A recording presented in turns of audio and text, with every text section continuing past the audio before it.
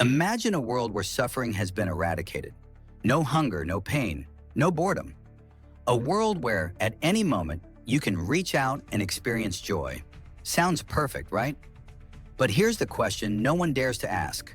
What if this perfection is not freedom, but enslavement? In Brave New World, Aldous Huxley envisioned a society where people were controlled not by fear, but by pleasure. The state didn't need prisons. It had soma, a drug that numbed discontent. And the terrifying part? The people welcomed it. They smiled as they handed over their souls for the promise of constant contentment. Fast forward to today. We don't have soma, or do we? Maybe it's not a pill anymore. Maybe it's a scroll, a notification, a sale, a sweet, a dopamine hit wrapped in likes, hearts, and views. Maybe what enslaves us today isn't a dictatorship, but a distraction. We live in the age of micro-pleasures. Everything is optimized to feel good. Fast food, short-form content, instant replies, next-day delivery. We've traded depth for speed and meaning for convenience.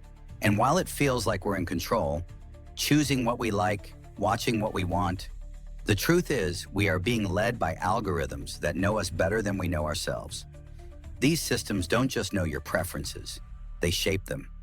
Ask yourself, when was the last time you were truly alone with your thoughts? Not bored, not entertained, just present? When was the last time you endured a moment of discomfort without immediately reaching for your phone, a snack, or some kind of stimulation? We're not chained to walls, but we're chained nonetheless. Chained to cravings, to compulsions, to the need for stimulation. And like Huxley warned, the most powerful form of control is the one you don't even realize you're under. Because here's the terrifying truth. If you're always comfortable, you may never notice you're not free. This isn't just philosophy. This is your life. And if we don't wake up, if we don't learn to sit in discomfort, to seek meaning instead of numbing, we'll end up living like the citizens of Huxley's dystopia, content, pacified, and empty. So ask yourself, are you pursuing joy, or are you being sedated? And if the answer unsettles you, good, because that's the beginning of awakening. Let's talk about something uncomfortable, but deeply real. The more you chase happiness, the faster it runs. Psychologists call it the hedonic treadmill. Here's how it works. You desire something, a new phone, a vacation, a job title. You get it. It feels amazing for a moment. But before long, the high fades. You adapt. You want something else. You run and run. But no matter how fast or far you go, you always return to the same emotional baseline. It's like trying to fill a bucket with a hole in the bottom. No matter how much you pour in, it never feels full. And yet, we keep trying. We tell ourselves, just one more thing, just one more fix. Then I'll feel better. But we never stop to ask, what if the problem isn't the thing, but the chase itself? Think about your own life. That time you bought something expensive, only to feel empty days later. That vacation you planned for months, but soon after, it just became another memory. That relationship that started like fireworks and ended in silence. It's not because those things were meaningless. It's because we expected them to save us, to fix the internal ache with external pleasures. But here's the truth.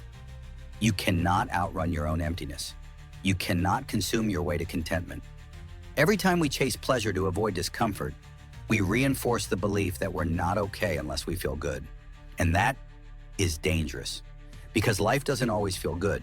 Sometimes it's boring, sometimes it's painful, sometimes it's silent.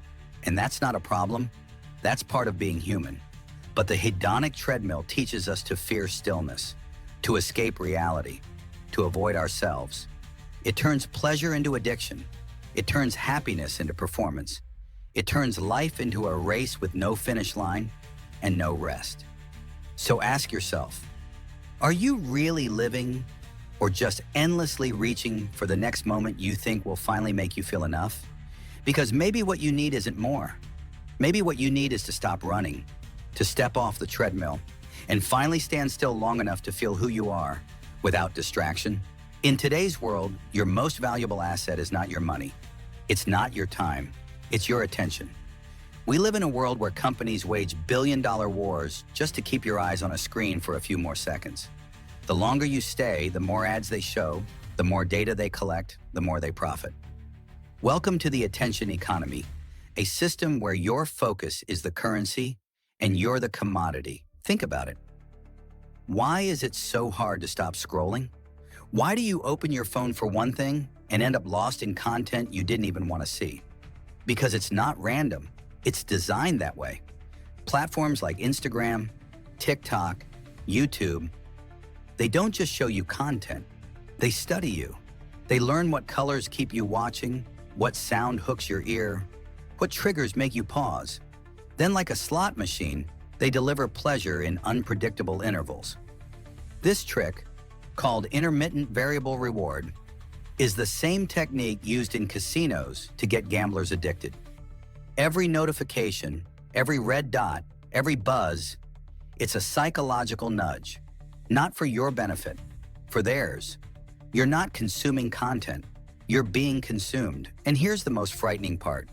This constant flood of stimulation doesn't just distract you, it reprograms you. You become impatient. You lose your ability to focus. You feel anxious in silence. You crave more, even when more makes you miserable. This isn't freedom. This is behavioral manipulation at scale. So the next time you just check your phone and suddenly 45 minutes vanish, understand that was never your decision. It was a system's design, working perfectly.